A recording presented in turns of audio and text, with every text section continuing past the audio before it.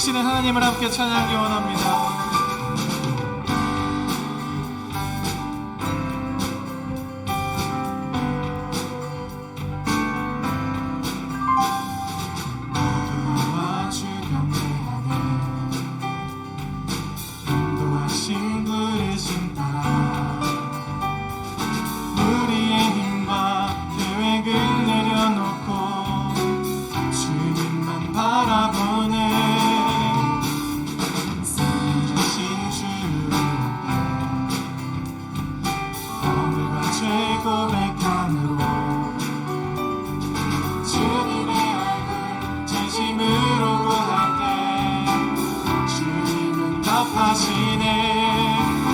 이곳에서 주님을 예배하네. 여기까지 우리를 인도하셨네. 주의 크신 능력 우리를 붙드셨네. 주님 앞에 나올 때 이곳에서 우리는 예배하네. 행하신 일 함께 노래하네. 우리를 돌이키시는 주의 계획 이곳에 세우셨네. 우리를 위해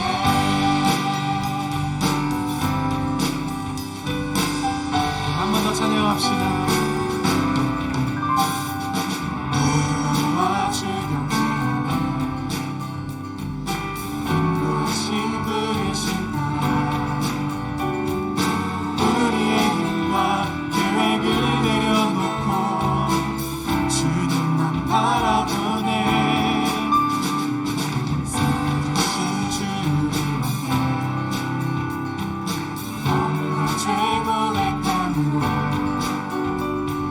주님의 얼굴 진심으로 구할 때 주님은 답하시네.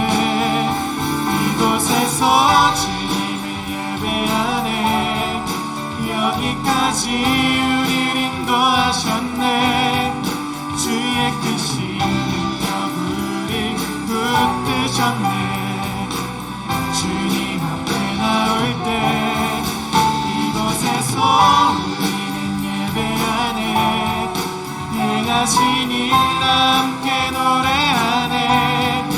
우리를 돌이키시는 주의 계획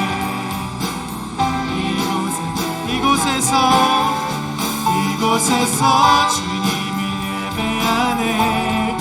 여기까지 우리를 인도하셨네. 주의 크신 능력 우리 붙드셨네. 주님 앞에 나올 때 이곳에서 우리는 예배하네. 행하신 일 함께 노래하네. 우리를 돌이키시는 주의 계획 이곳에 세우셨네. 우리를 위해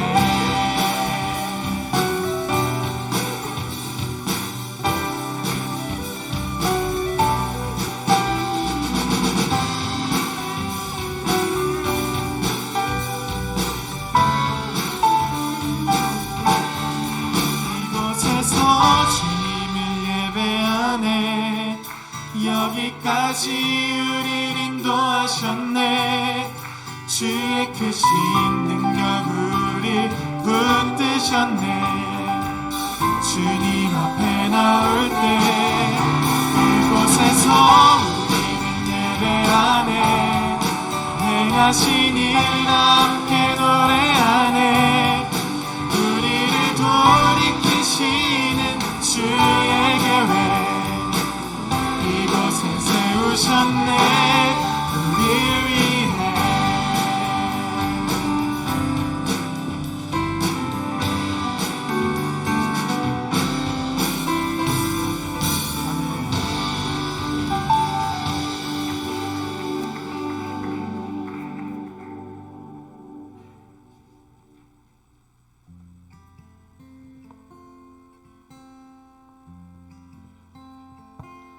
내 아버지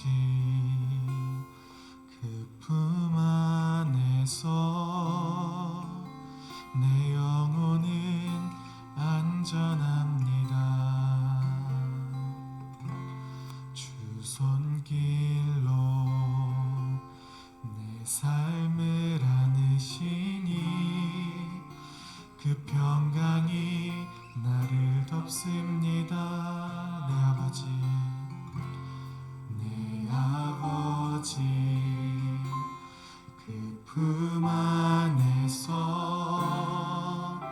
내 영혼은 안전합니다. 주 손길로 내 삶을 안으시니 그 평강이 나를 덮습니다. 나 비록 넘어지면 흔들리지만 주 내 안에 거하며 나를 붙드시니 내 생각을 주께로 돌리고 주시는 평강의 옷을 입습니다. 주 약속 안에서 내 영혼 평안해. 내 뜻보다 크신 주님의 계획 나 신뢰해. 두려움 다 내려놓고 주님만 의지해. 주 안에서 내 영혼 안전합니다. 우리 가사를 생각하시면서 한번 같이 찬양합시다. 내 아버지 그 품 안에서 내 영혼이 안전합니다. 주 손길로 내 삶을 안으시니 그 평강이 나를 덮습니다. 나 비록 넘어지며 흔들리지만 주 내 안에 거하며 나를 붙드시니 내 생각을 주께로 돌리고 주시는 평강의 옷을 입습니다. 약속 안에서 내 영혼 평안해. 내 뜻보다 크신 주님의 계획 나 신뢰해. 두려움 다 내려놓고 주님만 의지해. 주 안에서 내 영혼 안전해. 주 약속 안에서 주 약속 안에서 내 영혼 평안해. 내 뜻보다 크신 주님의 계획 나 신뢰해. 두려움 다 내려놓고 주님만 의지해. 주 안에서 내 영혼 안전합니다. 나 비록 넘어지며 흔들리지만 주 내 안에 거하며 나를 붙드시니 내 생각을 주께로 돌리고 주시는 평강의 옷을 입습니다.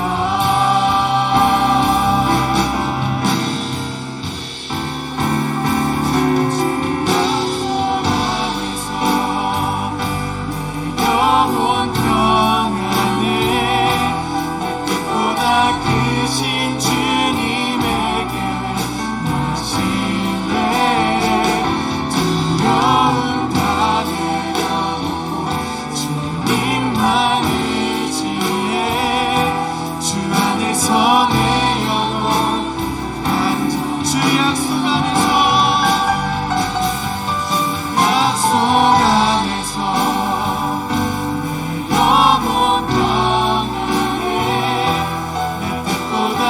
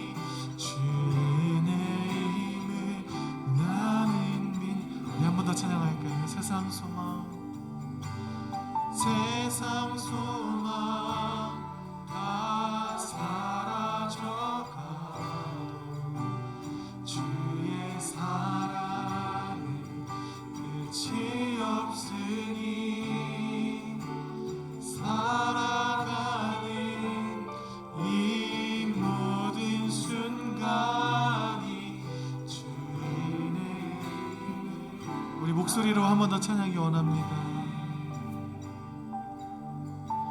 세상 소망 다 사라져가도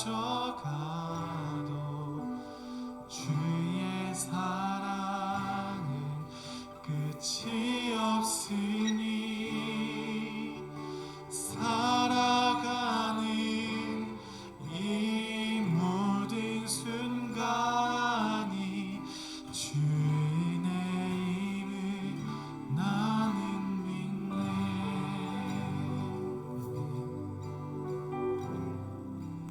우리 기도하면서 예배를 준비하도록 하겠습니다.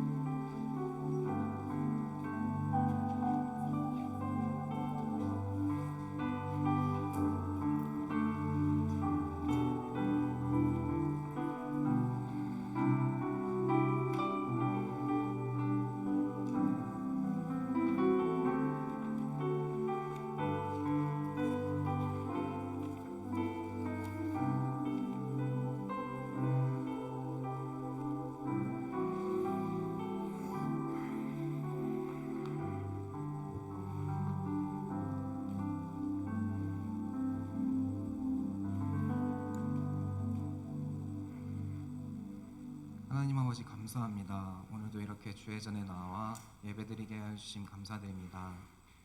주님, 주의 자녀답게 살겠다고 다짐했었으나 때때로 세상의 유혹, 시험에 무너져 주의 뜻대로 살지 못했던 지난날의 삶을 회개합니다. 오늘 예배드리며 주신 말씀으로 말미암아 하나님의 뜻 가운데서 살아갈 수 있도록 저희들의 마음을 주님께서 인도해 주시고 부디 같은 실수 반복하지 않을 수 있도록 도와주세요. 주님, 지금 우리가 살고 있는 세상에 이곳저곳이 많은 어려움을 겪고 있습니다. 곳곳에 나타나는 재해 현상과 전쟁, 그리고 세상의 표현을 빌리자면 절정으로 치닫으며 올라가는 코로나의 현 상황 등 많은 어려움으로 가득 차 있습니다. 바라옵건대 저희들의 마음이 두려움과 어려움으로만 가득 채워지지 않을 수 있도록 저희 한 사람 한 사람의 마음을 어루만져 주시길 소망합니다. 각자의 자리에서 최선을 다하며 살아갈 때에 지혜와 명철을 더하시고 상황이 나아질 수 있도록 각자의 자리에서 기도를 게을리하지 않게 하여 주시며 세상을 바라볼 때 비난이 아닌 긍휼의 마음으로 품어나가는 사람들로 이 시간들로 말미암아 모두를 성장시켜 주세요. 주님, 이제 주의 말씀을 듣고자 합니다. 한 주의 삶을 살아내는데 귀한 원동력이 될 수 있는 듣는 귀를 우리에게 허락하여 주세요. 오직 주님 한 분만을 바라보며 주의 말씀에 합당한 자가 되길 소망하오며 살아계신 예수 그리스도의 이름으로 기도합니다. 아멘.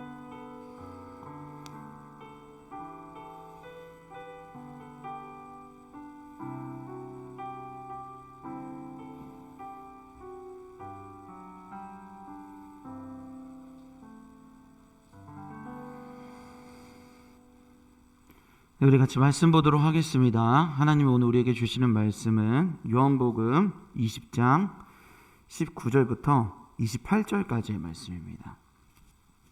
요한복음 20장 19절부터 28절까지의 말씀.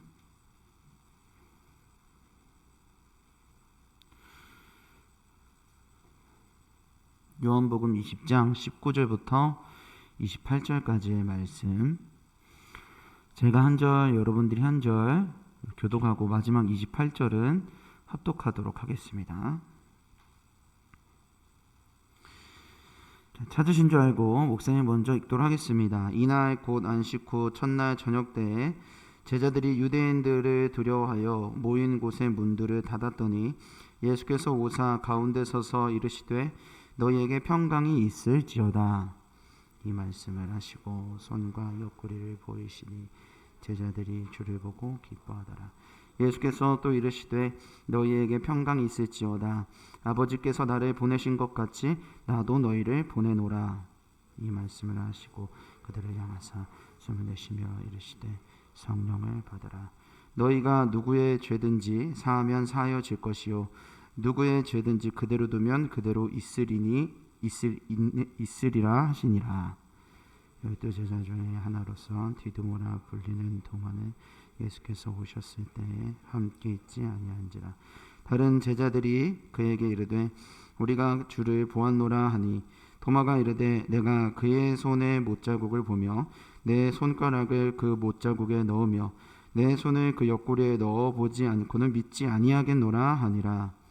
여들을 지나서 쟤네들이 다시 집 안에 있을 때 도마도 함께 있고 문들이 닫혔는데 예수께서 오사 가운데 서서 이르시되 너희에게 평강이 있을지어다 하시고 도마에게 이르시되 내 손가락을 이리 내밀어 내 손을 보고 내 손을 내밀어 내 옆구리에 넣어보라. 그리하여 믿음 없는 자가 되지 말고 믿는 자가 되라. 같이 읽겠습니다. 도마가 대답하여 이르되 나의 주님이시요 나의 하나님이시니이다. 아멘. 네, 반갑습니다, 여러분. 어렵고 또 많은 안전함이 필요한 시기에 예배를 사모하는 마음으로 나오신 여러분들을 진심으로 환영하고 축복합니다. 오늘은 의심에서 확신으로 그리고 낮은 곳으로라는 제목으로 점점 설교 제목이 길어지는 것 같네요. 의심에서 확신으로 그리고 낮은 곳으로라는 제목으로 여러분과 말씀 좀 나누기 원합니다. 코로나가 점점 심해지고 있죠. 그래서 비대면으로 함께 하시는 우리 청년분들도 참 많이 있는데요. 우리 비대면으로 함께하는 우리 청년분들에게도 비록 같은 장소에 있지는 않지만 성령님께서 동일한 은혜를 여러분에게 주시기를 간절히 소망합니다. 여러분은 안전불감증이신가요? 아니면 안전과민증이신가요? 네. 두 차이를 아시나요? 안전불감증, 그리고 안전과민증. 안전불감증은 의심이 너무 없는 게 이제 안전불감증이고, 안전과민증은 의심이 너무 많은 게 안전과민증이겠죠. 요즘 뭐 사건 사고 참 많은데 최근에 있었던 이제 안타까운 사건 중에 하나가 이 아파트 공사를 하다가 크게 이제 붕괴가 되면서 그게 좀 많은 아픈 사건들이 되었었던 것을 여러분도 다 기억하실 겁니다. 많은 원인들이 있지만 공사하면서 안전불감증 때문에 이런 일이 생겼다라고 많이들 이야기하더라고요. 그래서 사실 우리는 의심이라는 단어를 굉장히 안 좋게 받아들이는 경향이 있는데 합리적인 의심, 그러니까 건강한 의심은 이런 안전을 미연에 좀 지켜낼 수 있고 큰 사고를 예방할 수 있는 나름대로의 건강한 의심은 가지고 있는 좋은 점들이 있습니다. 병을 조기에 좀 발견하고 내가 어디가 아프면 나 좀 안 좋은 것 같은데 이렇게 생각하면서 내가 약을 먹거나 병원에 가거나 이렇게 하는 거죠. 여러분은 어떠신가요? 내가 좀 몸이 안 좋아요. 그러면 약을 바로 챙겨 먹는 편이십니까? 아니면은 이런 거는 그냥 내 몸이 잘 이겨내야 돼, 내 몸의 저항력을 높여야 돼 하면서 여러분들이 안 드시는 편이신가요? 저는 조금만 아파도 약을 빨리 챙겨 먹는 편입니다. 빨리 챙겨 먹어서 초기에 빨리 나아야지 이렇게 생각하는 편이에요. 근데 목사님 사모님은 별로 안 그러더라고요. 그래서 이게 한 집에 살아도 이게 되게 다르구나. 여러분들은 어떻습니까? 안전불감증이 좀 있으신가요? 안전과민증이 있으신가요? 둘 다 사실 그렇게 좋은 건 아닙니다. 너무 둘 다 치우쳤죠? 의심이 너무 없거나 의심이 너무 많거나입니다. 뭐든 균형이 중요한 것 같아요. 우리의 신앙생활에도 균형이 정말 중요하죠. 건강한 질문을 하면서 동시에 건강한 믿음이 있어야 되는 것 같아요. 건강한 질문, 건강한 믿음. 이게 균형을 잡고 있어야 건강한 신앙생활이 되는 것 같습니다. 근데 우리는 가끔 이거 합리적인 의심이야 라는 말을 빙자해서 우리가 두려움에 함몰되어 있는데 두려움에 사로잡혀서 맹목적으로 집착 수준으로 내가 지금 의심하고 있는데 그런 자기의 상태를 잘 보지 못할 때도 있는 것 같아요. 맹목적으로 믿는 것도 무서운 일이지만 맹목적으로 의심하는 것도 무서운 일인 것 같습니다. 오늘 목사님은 도마와 제자의 이야기를 살펴보면서요, 이 도마와 제자들은 두려움에 사로잡힌 의심을 가지고 있었습니다. 그러니까 맹목적인 의심이 좀 있었던 거죠. 이런 의심들을 우리가 좀 살펴보고 예수님이 의심에 사로잡혀 있는 이 제자들을 어떻게 다루셨는지 보면서 나의 삶을 좀 돌아보고 여러분들도 이 말씀 안에서 좀 소망과 도전을 받으실 수 있었으면 합니다. 도마와 제자를 찾아갔던 예수님의 모습은 세 가지로 우리가 볼 수 있어요. 첫 번째로 같이 한번 읽어볼까요? 첫 번째로 뭐라고 써있죠? 먼저 찾아오셨습니다. 의심에 사로잡혀 있는 도마와 제자들에게 예수님은 먼저 찾아오신 것이 우리가 주목해 보아야 할 부분입니다. 제자들의 상태는 굉장히 최악이었습니다. 진짜 최악이었어요. 3년 반 동안 예수님 믿고 따르면서 왔는데 예수님이 3년 반의 결과가 뭐였어요? 십자가에 죽으셨죠. 그럼 믿는 도끼에 발등 찍힌 기분이 들었을 거고, 그런데 사실 나무랄 수 없는 게 그런 예수님을 제자들이 어떻게 했습니까? 배반하고 도망을 갔죠. 그러니까 이제 지금 이 제자들의 상태는 예수님 돌아가시고 난 다음의 상태는 우리 이제 그럼 어떻게 해야 되는 거지? 내가 3년 반 동안 의지했던 예수님이 이제 사라졌어요. 그래서 이제 눈앞이 깜깜해요. 뭘 해야 될지 모르겠어. 그런데 더 절망적인 건 뭐냐면 신앙인은 앞날이 깜깜하면 뭐를 합니까? 하나님 앞에 기도를 하잖아요. 그런데 이 제자들이 더 절망적인 건 기도를 할 수가 없어요. 왜? 예수님을 배반했으니까. 예수님을 떠나 도망쳤으니까. 그럼 무슨 낯짝으로 하나님 앞에 가서 도와달라고 간구를 해요. 그러니까 앞날이 깜깜한데 도와달라고 말조차 할 수 없는 아주 절망적인 상태에 있었던 게 제자들의 상황인 겁니다. 근데 엎친 데 덮친 격으로요, 누명까지 쓰게 돼요. 누명까지 쓰게 됩니다. 마태복음 28장 11절부터 13절 말씀 우리 같이 한번 읽어보도록 할까요? 어떤 누명을 썼는지 한번 살펴보도록 합시다. 한 목소리 읽겠습니다. 시작. 여자들이 갈 때 경비병 중 몇이 성에 들어가 모든 된 일을 대제사장들에게 알리니 그들이 장로들과 함께 모여 의논하고 군인들에게 돈을 많이 주며 이르되 너희는 말하기를 그의 제자들이 밤에 와서 우리가 잘 때에 그를 도둑질하여 갔다 하라. 아멘. 대제사장들이 뇌물을 주고 거짓말을 꾸며냅니다. 예수님의 시신이 사라졌다는 소식을 제자들만 듣지는 않았겠죠. 예수님의 시신이 사라졌다는 이야기를 예수님을 죽였던 장본인인 대제사장들도 그 얘기를 듣게 됩니다. 그들의 귀에 들어가고 나니까 이들이 진실을 은폐해요. 왜?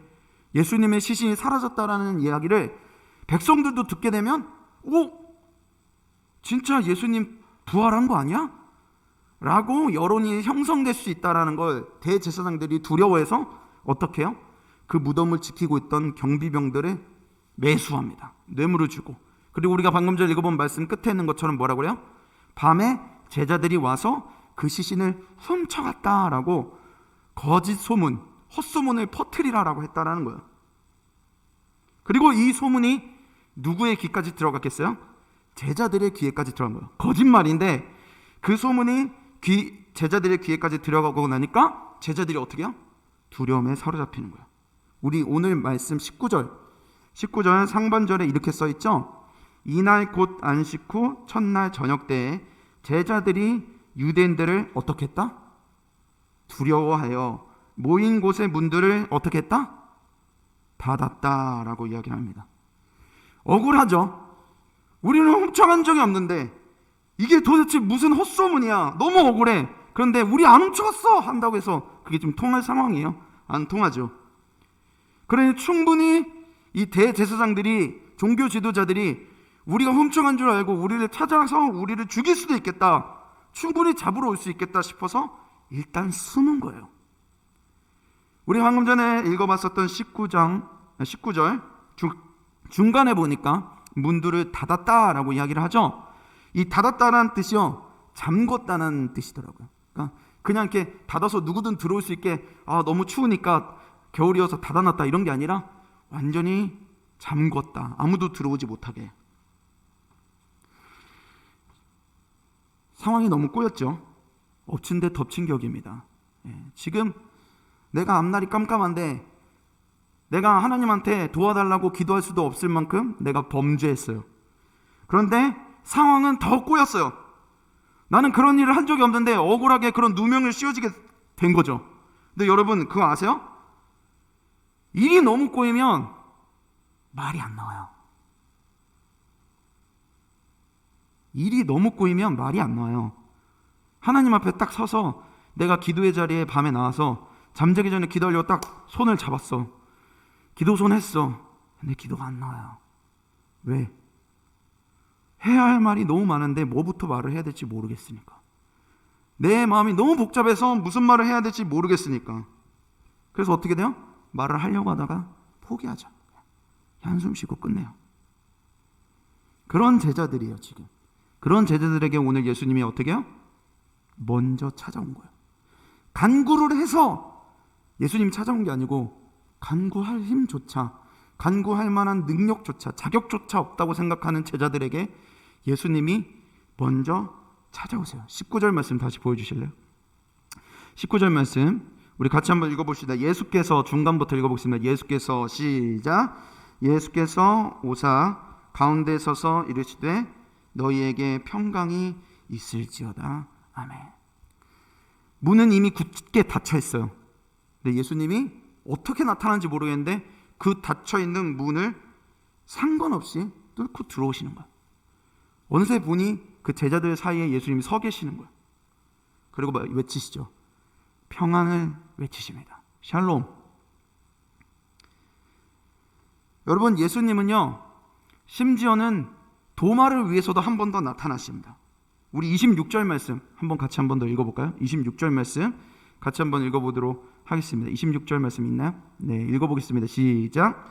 8해를 지나서 제자들이 다시 집 안에 있을 때 도마도 함께 있고 문들이 닫혔는데 예수께서 오사 가운데 서서 이르시되 너에게 평강이 있을지어다. 아멘. 예수님이요 2번 방문하세요. 왜? 첫 번째 때는 도마가 없었어요. 그러니까 2번째 방문했다라는 건 오로지 누구 때문에 방문을 한 거예요? 8일 동안 예수님이 다시 살아났다는 걸 도저히 믿지 못하는 도마 딱 하나를 위해서 다시 나타났어요. 2번 다요 문이 굳게 닫혀 있었습니다. 우리는 오해할 때가 있어요. 우리가 마음의 문을 굳게 닫으면 예수님이 절대 못 들어오실 거라 생각해요. 그럴 수 있겠죠. 근데 그렇지 않습니다. 내가 예수님을 완전히 잊어버리고 내 마음을 굳게 닫으면 예수님이 나를 떠나셨을 거라 생각할 때가 있죠. 오늘 말씀을 보니 그렇지 않다라는 거예요. 우리는 가끔 또 이렇게 오해할 때가 있습니다. 하나님 앞에서 문제를 해결해야 되려면 설명을 잘해야 된다고 생각해요. 하나님 제가 지금 이래요. 하나님 제 마음이 지금 이래요. 제 상황이 이래요. 막 그 실타래처럼 너무 복잡하게 엉켜 있는데 이걸 내가 잘 풀어가지고 설명을 해야 그래야 해결을 더 잘 받을 수 있을 거라고 우리가 종종 오해해요. 그래서 가끔은 기도가 아니고 설명을 하고 있어요. 설명회를 하고 있어요. 설명회를. 나중에는 부담이 되죠. 너무 복잡해가지고 너무 오랫동안 이 문제가 켜켜이 쌓여서 해결을 할 수 없을 때 그때는 우리가 기도하기를 포기하게 되는 것 같아요. 근데 그런 때 로마서 8장 26절은 우리에게 이렇게 이야기를 합니다. 우리 지난주에도 봤었던 말씀인데 같이 한번 읽어보도록 하겠습니다.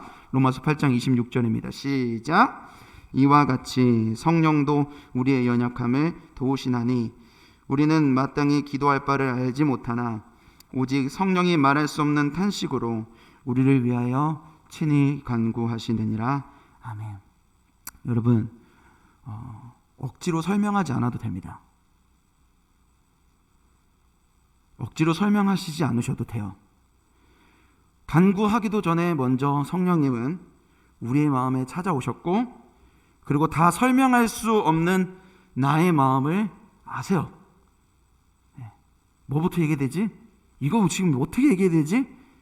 도대체 어떻게 될지 모르겠다라는 그 답답한 마음과 속상한 마음, 그러니까 잘 풀어놓은 시를 보고 너 이거 네 기도를 듣겠어가 아니라 그냥 엉켜있는 그 실타래 뭉치 자체를 이해하세요. 그 상태를. 도대체 뭘 어떻게 될지 모르는 그 상태를 성령님이 이해하세요. 그러니 여러분 억지로 설명하지 않으셔도 됩니다. 먼저 오늘 도마와 제자들에게 찾아간 예수님의 첫 번째 모습은요, 먼저 어떻게 하셨다고요? 찾아오셨다고요. 간구하기도 전에. 여러분의 마음 안에 지금 여러분이 어떤 상태이든 상관없어요. 저는 확신해요. 여러분이 의심으로 가득 찬 상태여도 성령님은 그 안에 계십니다. 여러분이 의심에 가득 찬 상태여도 성령님은 여러분을 사랑하세요. 떠나지 않으세요. 거기서부터 다시 하세요. 두 번째, 도마와 제자들을 찾아간 예수님이 그 다음에 무엇을 하셨을까요? 같이 한번 읽어볼까요? 시작. 뿐만 아니라 성장시키신다. 먼저 찾아오시고 그 다음에 성장을 시키세요. 누가복음 24장 37절과 38절 말씀 우리 같이 한번 읽어보도록 하겠습니다. 한 목소리 읽어볼까요? 시작. 그들이 놀라고 무서워하여 그 보는 것을 영으로 생각하는지라. 예수께서 이르시되 어찌하여 두려워하며 어찌하여 마음에 의심이 일어나느냐. 아멘. 자, 우리가 간구하기도 전에 부르짖기도 전에 먼저 예수님이 찾아오셨다라는 사실이요, 우리에게는 위로가 돼요. 우리에게는 위로가 되는데요, 막상 당사자인 제자들은요, 방금 전에 읽어본 말씀을 보니까 어때요? 위로를 받았습니까? 제자들은 예수님이 찾아온 걸 보니까 위로가 있는 게 아니라 제자들은요 더 혼란스러운 거예요. 막 의심이 넘쳐나는 거예요. 뭐야, 갑자기 예수님 나타났는데 예수님이 진짜 맞나? 우리 분명히 문을 잠궜는데 예수님이 어떻게 들어오신 거지? 지금 예수님 진짜가 아니고 환영인가? 이런 수많은 생각들이 막 스쳐 지나가는 거예요. 여러분, 그 중에 도마의 의심은 완전 끝판왕이었어요. 25절 말씀 한번 볼까요? 25절 말씀 읽어보겠습니다. 시작. 다른 제자들이 그에게 이르되 우리가 주를 보았노라 하니 도마가 이르되 내가 그의 손에 못자국을 보며 내 손가락을 그 못자국에 넣으며 내 손을 그 옆구리에 넣어 보지 않고는 믿지 아니하겠노라 하니라. 너무하지 않나요? 여러분 상상해 보세요. 예수님의 상처잖아요. 여기에 자기 손가락을 넣어봐야겠대요. 허리에 있는 그 창자국에 손가락을 넣어봐야겠대요. 이제 너무하지 않습니까?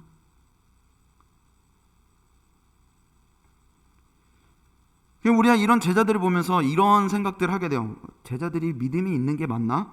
아니 어떻게 3년 반 동안 예수님이랑 같이 직접 살았고 따라다니면서 심지어 죽은 나사로가 살아나는 것도, 예수님이 살리는 것도 직접 봤고, 예수님이 3일 만에 내가 다시 살아날 거야 라는 말도 제자들은 귀로 직접 듣기까지 했는데, 이 정도 했으면 믿어야 하는 거 아니야? 믿어야 하는 거 아니야? 우리는 비난할 수 없어요, 사실. 왜냐하면 우리들은 제자들과 같은 모습이 정말 많지 않습니까? 이 의심이라는 단어를 목사님 찾아보니까 이런 뜻을 가지고 있더라고요. 의심이요, 넘겨주실래요? 현실적인 추론이라는 뜻이라고. 그러니까 쉽게 얘기하면 계산한다고요. 그러니까 밑도 끝도 없이 그냥 막 의심하는 게 아니라 나름대로 자기 입장에서는 지금 계산을 하고 있는 거라는 거. 아까 봤던 것처럼 이게 진짜 예수님 맞아? 문이 닫혀있는데 어떻게 들어오지? 이거 환영 아니야? 우리 이럴 때 얼마나 많아요? 얼마나 많아요? 예배 드리고 있는 이 순간에도 정말 신뢰하고 있느냐는 거예요. 정말 하나님이 내 삶을 책임지실까? 정말 내 삶 책임지실까? 내가 정말 믿고 맡겨드려도 되는 걸까? 내 주변에 날고 있는 애들 진짜 널렸는데 내가 들어갈 직장이 있는 걸까? 내가 이 직장에서 언제까지 일해도 되는 걸까? 전망이 있는 걸까? 아니면 내 전과를 해야 되는 건가? 편입을 해야 되는 건가? 재수를 해야 되는 건가? 진로도, 학업도, 취업도, 뭐 경제적인 자리, 뭐 결혼, 수많은 우리의 현실적인 벽이 우리에게 다가오면은 우리는 계산을 안 할 수가 없어요. 그리고 그런 수많은 현실적인 계산을 하다 보면 어떻게 되냐고요?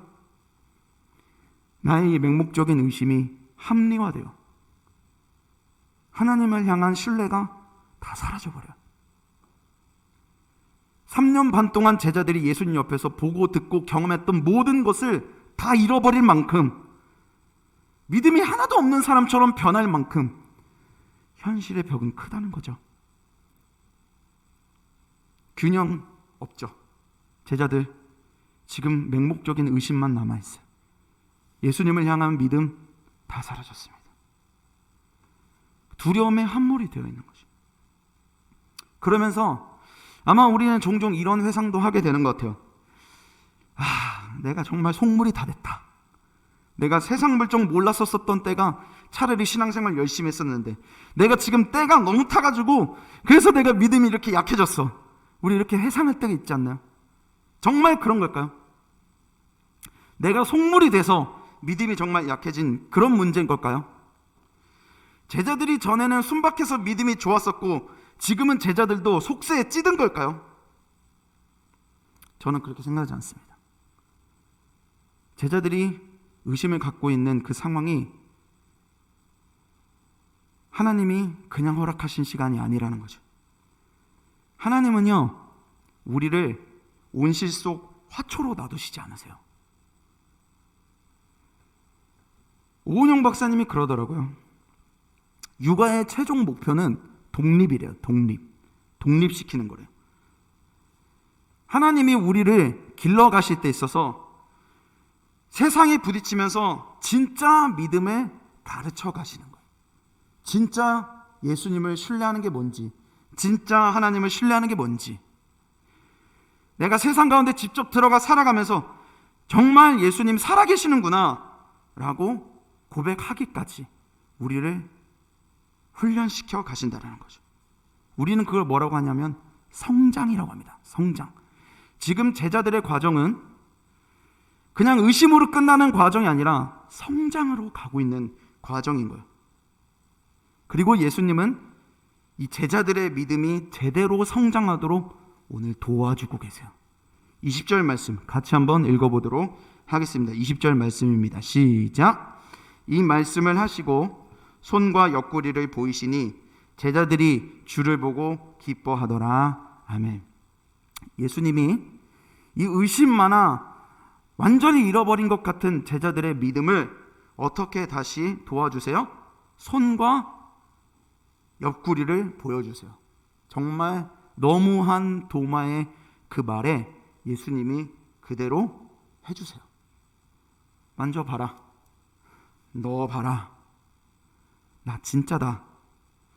나 진짜 부활했어. 나 환영이 아니야. 만져보고 넣어봐라. 이제 믿을 수 있겠니? 예수님이 부활하시면서요, 얼마든지 못자국 지우실 수 있어요. 부활하셨는데 못자국 없애는 거 일도 아니죠. 창자국 없앨 수 있어요.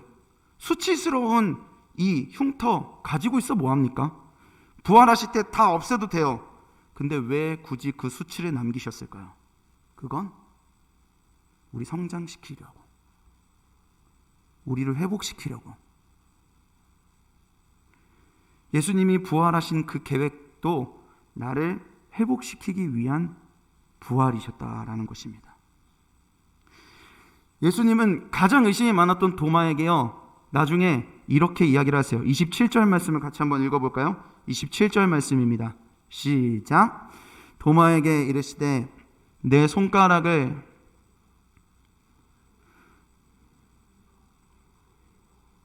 그리하여 믿음 없는 자가 되지 말고 믿는 자가 되라. 아멘. 예수님은 의심이 많은 자라고 그를 내치지 않으세요. 사랑해요. 끝까지 사랑합니다. 그리고 그가 정말 다시 의심에서 확신으로 바뀔 수 있도록 자신의 상처를 내어줘요. 만져보아라. 그 도마의 하나님이 여러분의 하나님인 줄 믿습니다. 하나님 아버지의 목적은요, 다시 말씀드리지만 성장입니다. 성장. 위로해 주는 거 중요해요. 오늘 첫 번째, 예수님이 먼저 찾아오셔서 샬롬, 평안하냐, 위로하세요. 얘들아, 내가 왔다. 두려워하지 말아라. 진정해라. 안심해라. 예수님 처음에 나타나서 하신 건 위로하세요. 위로 중요합니다. 그런데 위로만 있으면, 성장이 없는 위로만 있으면 그건 희망 고문이에요. 희망 고문. 성장시킬 수 없는데 다 잘 될 거야, 성장시킬 수 없는데 꿈은 이루어질 거야 라고만 말한다면, 그럼 세상이 말하는 희망 고문이랑 뭐가 달라요? 세상도 그럴싸한 위로를 흉내냅니다. 토닥여줘요. 근데 예수님이 세상과 다른 건, 예수님은 자기 자신 걸고 내가 반드시 너를 성장시키겠다는 거야. 어줍지 않은 위로에서 끝나지 않고 반드시 내가 너를 성장시키겠다. 그러니 우리가 소망하게 되는 것이죠. 나중에 2번이나 찾아왔었던 예수님에게 도마가 변화되게 됩니다. 그리고 28절에서 비로소 도마의 믿음이 변화되고 이렇게 고백을 해요. 도마가 대답하여 이르되 나의 주님이시요 나의 하나님이시니이다. 그 의심 많은 도마가 예수님의 포기하지 않는 사랑 때문에 확신으로 변화되게 되죠. 자, 그러면 이제 끝일까요? 의심했는데 이제 확신했으니까, 의심했는데 이제 성장으로 바뀌었으니까 끝일까요? 그렇지 않습니다.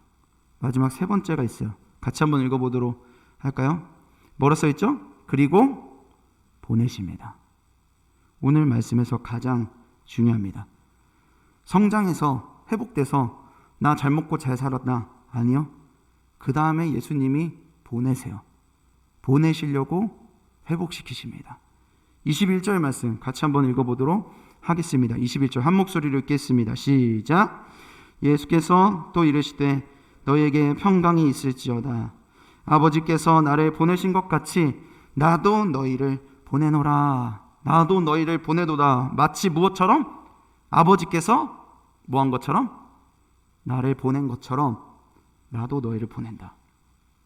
오늘 하나님 아버지께서 예수님을 보냈어요. 누구에게 보냈어요?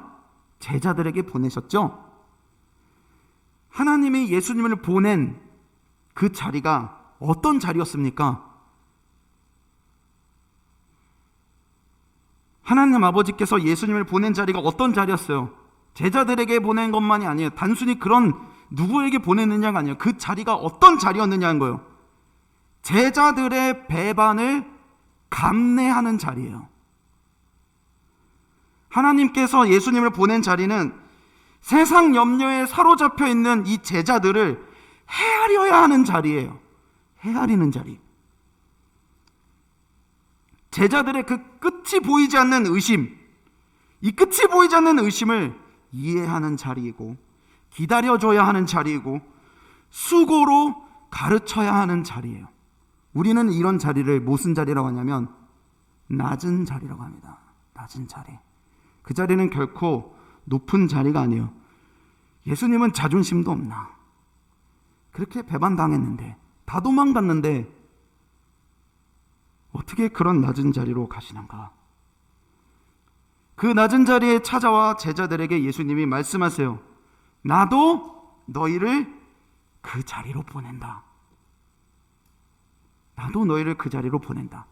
그리고 그냥 보내시지 않습니다. 22절 말씀 한번 읽어보도록 할까요? 22절입니다. 한 목소리 읽겠습니다. 시작. 이 말씀을 하시고 그들을 향하사 숨을 내쉬며 이르시되 성령을 받으라. 그냥 보내시지 않아요. 낮은 자리로 그냥 보내시지 않고 성령을 받으라. 왜요? 우리가 낮은 자리를 우리 낮은 자리 진짜 감당하기 힘들거든요. 들었잖아요. 지금 헤아려야 하는 자리, 감내해야 되는 자리, 이해해주고 기다려줘야 되고 수고해야 되는 자리, 그 자리를 감당할 수 있도록 성령님을 우리에게 붙여주시는 거예요. 다른 것은 주시지 않았습니다. 기억하세요. 다른 것 주시지 않았습니다. 그럼 여러분에게 물어볼게요. 지금 저 혼자서 계속 몇십 분 동안 떠들고 있었는데 여러분에게 물어보겠습니다. 제 얘기를 잘 들었는지 안 들었는지 한번 여러분에게 테스트 해볼게요. 그럼 여러분이 어느 자리에 있을 때 성령 충만함을 느끼겠습니까? 다시 한번 질문합니다. 어느 자리에 있을 때 성령 충만함을 느낄 수 있을까요? 1번 높은 자리, 2번 낮은 자리. 어디에 있어야 여러분이 성령 충만함을 느낄 수 있겠어요? 1번인가요? 낮은 자리인 거죠. 낮은 자리에 있을 때 우리가 성령 충만해질 수 있어요. 왜요? 낮은 자리로 성령을 보내셨어요. 목사님 말이 오늘 너무 추상적이고 어렵네요. 여러분 선교를 떠올려 보실래요? 선교.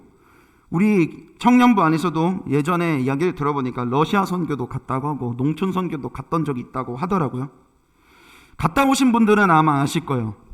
여러분 선교는요 진짜 희한하게 은혜가 많아요. 근데 엄청 힘들어요. 공감하시나요? 선교는요 너무 힘든데 희한하게 은혜가 넘쳐요. 목사님도 청년 시절에 단기 선교를 많이 다녔어요.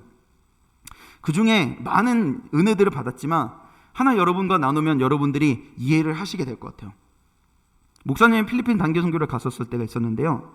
그때 목사님이 중고등부 교사를 하고 있었습니다. 근데 그때 그 중고등부 아이들이 부모님한테 속아가지고 단기 선교를 가게 됐어요. 이거 해외여행이다.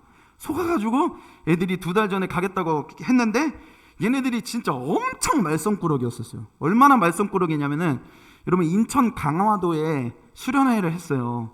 거기에 진짜 대중교통 하나도 없고 택시도 안 잡히고 차도 안 다니는 산골짜기에 있는 수련회 장소 가가지고 수련회를 했거든요.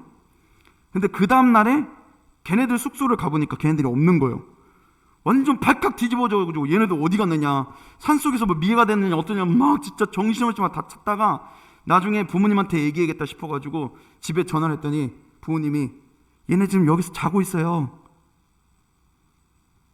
그 강화도 산골짜기에서부터 애들이 걸어 내려가가지고 히치하이킹해서 서울까지 가는 애들인 거야. 밤에. 진짜 대단한 애들이죠. 근데 걔네들이 단기 선교를 가겠대요. 그러니까 얼마나 걱정을 하겠어요. 단기 선교 가면 여러 가지 준비하잖아요. 준비하는데 진짜 총무 누나가 얘네들 때문에 얼마나 많이 울었는지 몰라요. 제발 얘들아 말 좀 들어.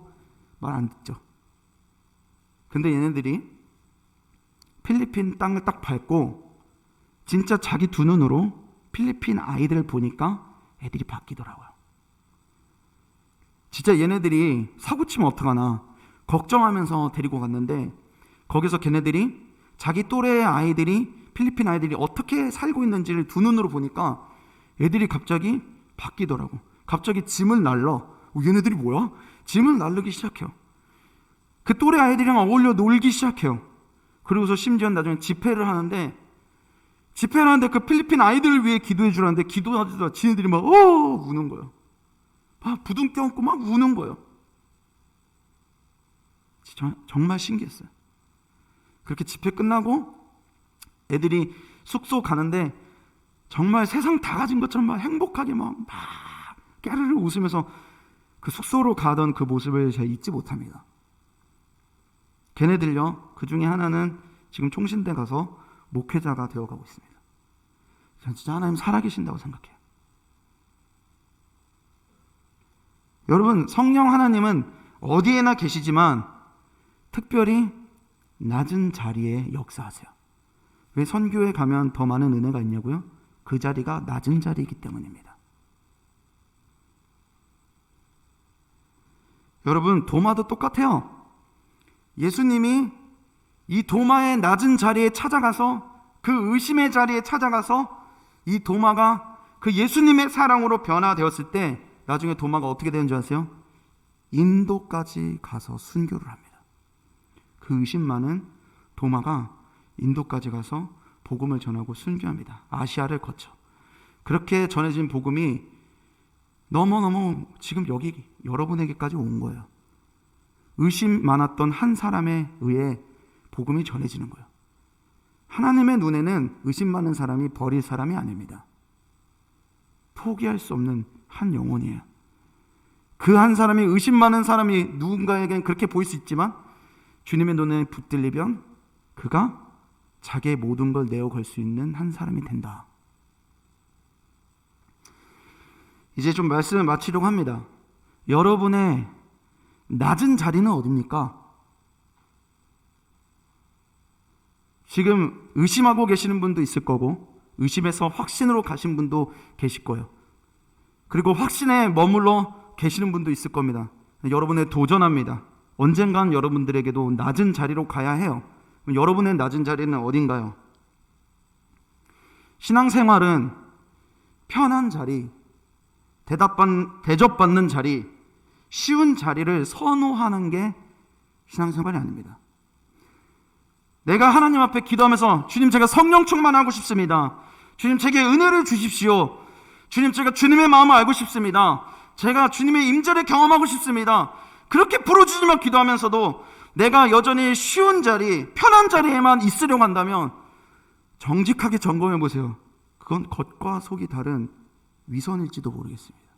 왜냐하면 하나님의 은혜는 낮은 자리에 있기 때문입니다. 성령님의 임재는 낮은 자리에 있습니다. 내가 높아지는 자리, 편안한 자리에 있지 않습니다. 예수님은 낮은 자리에 계세요. 섬겨야 하는 자리, 버텨야 하는 자리, 인내해야 하는 자리, 수고해야 하는 자리, 누가 가고 싶겠어요? 그런데 다만 그 자리에 주님이 계신다고 하니까, 거기 가야 우리가 살아난다고 하니까, 거기 가야 우리가 주님과 호흡할 수 있다고 하니까, 거기 가야 우리의 심령이 살아나니까, 주님이 가자고 하니까 가는 거예요. 갈 만한 힘이 있어서도 아니고, 갈 만한 능력이 있어서도 아니고, 갈 만큼 내가 신앙이 대단해서 가는 것도 아니에요. 성령님이 오늘 우리에게 함께 하자, 함께 가자, 그 말씀을 신뢰하니까 가는 것인 줄 믿습니다. 우리 이 시간에 같이 찬양했으면 합니다.